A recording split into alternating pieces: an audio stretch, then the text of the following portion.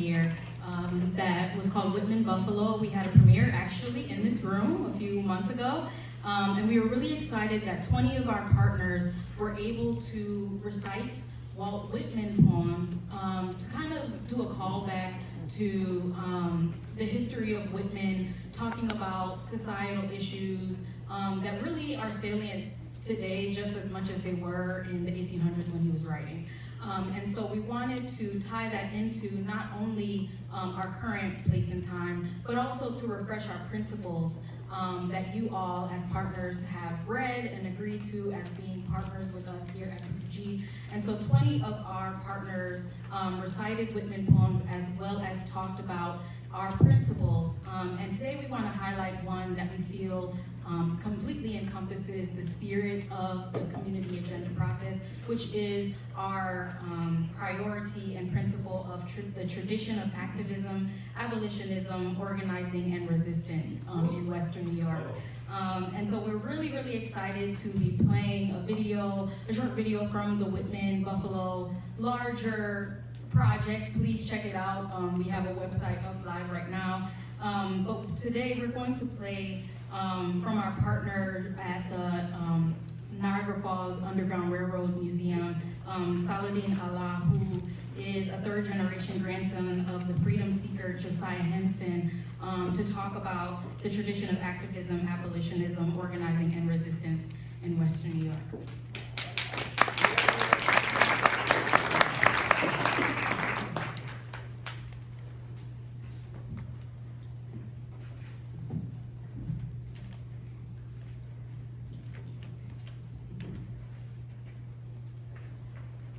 I resist anything better than my own diversity, and breathe the air and leave plenty after me. And I'm not stuck up, and I'm in my place. The moth and the fish eggs are in their place. The sun I see and the suns I cannot see are in their place. The palpable is in the place, and the impalpable is in its place. These are the thoughts of all men, in all ages, in all lands. They're not original with me.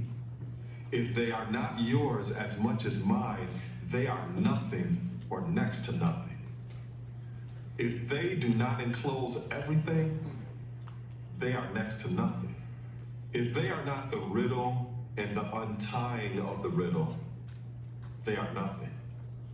If they are not just as close as they are distant, they are nothing. This is the grass that grows wherever the land is and the water is. This is the common air that bathes the globe.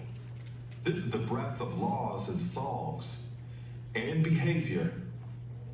This is the tasteless water of souls. This is the true sustenance. It is for the illiterate. It is for the judges of the Supreme Court. It is for the federal capital and the state capitals.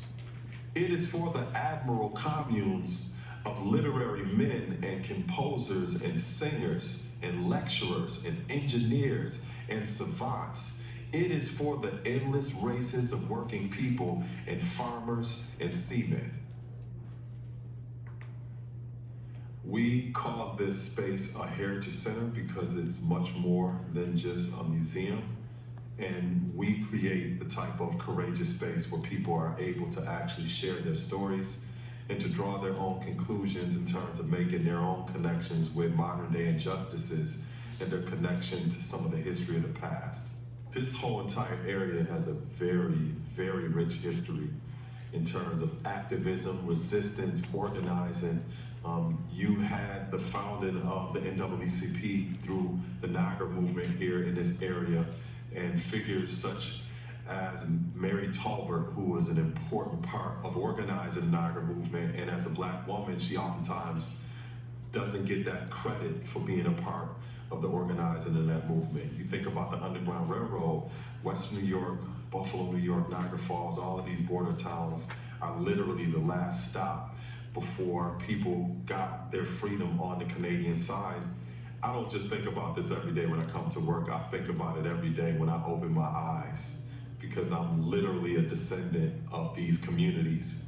I was literally born here. I grew up seeing this form of activism in the form of community members, everyday people doing extraordinary things in terms of this idea of a village raising children. I remember people who worked at recreation centers that weren't necessarily paid, or because they didn't have a certain title, they still were willing to assist some of the youth that I grew up amongst, and including myself.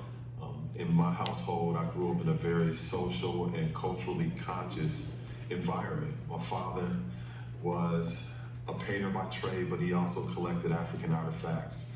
And he made sure that me and my siblings knew about classical African civilization and the contributions of our people before there was slavery as fathers and mothers of civilization.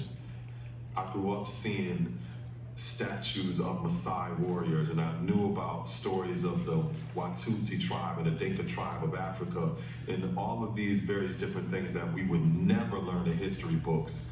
In terms of social consciousness, my mother was also a director of a recreation center, which was the first Black institution built here in the city of Niagara Falls. And I grew up seeing my father create economic opportunities for not only me and my siblings, but also our peers. So my parents were invested and involved in the community, and they were like the fathers and the mothers to many children that didn't have those type of figures in their households. So that is one thing that I always encourage people to do who have lost hope or who are feeling apathetic about the outcomes of the future. Spend some time around children, because if you spend some time around children, you will definitely see possibility, you will see hope, and you'll feel a lot better.